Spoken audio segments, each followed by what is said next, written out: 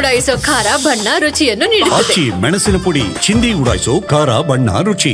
ಭೀಮಾ ನದಿ ಅಬ್ಬರದಿಂದ ಉತ್ತರ ಕರ್ನಾಟಕದಲ್ಲಿ ಸರಣಿ ಅವಾಂತರಗಳೇ ಸೃಷ್ಟಿಯಾಗಿವೆ. ವಿಜಯಪುರ, ಬಾಗಲಕೋಟೆಯಲ್ಲಿ ಸಾವಿರಾರು ಎಕರೆ ಬೆಳೆ ನಾಶವಾಗಿದ್ದು ರೈತರು ಕಣ್ಣೀರಿಡುವಂತಾಗಿದೆ. ಊರೇ ದ್ವೀಪದಂತಾಗಿದೆ. ಹೊಲಗಳು ಹಳ್ಳದಂತಾಗಿವೆ. ಬೆಳೆಗಳು ಕೊಳೆತು ಮಣ್ಣಾಗುತ್ತಿವೆ. ಮನೆಗಳು ಬಿದ್ದು ಭೂಕಂಪದ ಸನ್ನಿವೇಶ ಸೃಷ್ಟಿಯಾಗಿದೆ. ಉತ್ತರ ಕರ್ನಾಟಕದ ಜನ ಕಣ್ಣೀರಲ್ಲಿ ಕೈ ತೊಳೆಯುವಂತೆ ಮಾಡಿರೋದೇ ಭೀಕರ ಪ್ರವಾಹ.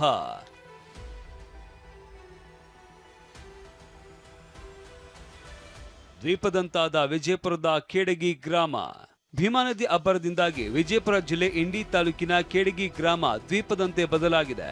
30ಕ್ಕೂ ಹೆಚ್ಚು ಮನೆಗಳು ಜಲಾವೃತವಾಗಿದ್ದು ನಿವಾಸಿಗಳ ಪಾಡು ಹೇಳತೀರದ್ದಾಗಿದೆ.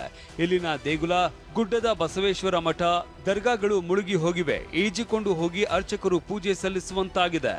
ನೀರಲ್ಲಿ ಬರ್ತಾರೆ ಸರ್, ಕೆಟ್ಟ ನೀರಿದ್ರೂ ಬಿಡಲ್ಲ ಸರ್ ಪೂಜೆ.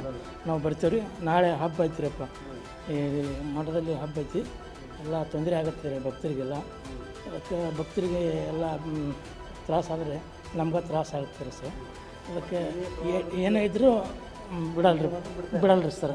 ಮಹಾರಾಷ್ಟ್ರದ ಪಶ್ಚಿಮ ಘಟ್ಟದಲ್ಲಿ ಭಾರೀ ಮಳೆಯಿಂದಾಗಿ ಬೀರನೂರು ಗ್ರಾಮದ ಬಳಿಯ 100 ಎಕರೆ ಕಬ್ಬು ಬೆಳೆ ಜಲಾವೃತವಾಗಿದ್ದು ಕಬ್ಬಿನ ಹೊಲಗಳು ಕೆರೆಯಂತಾಗಿವೆ.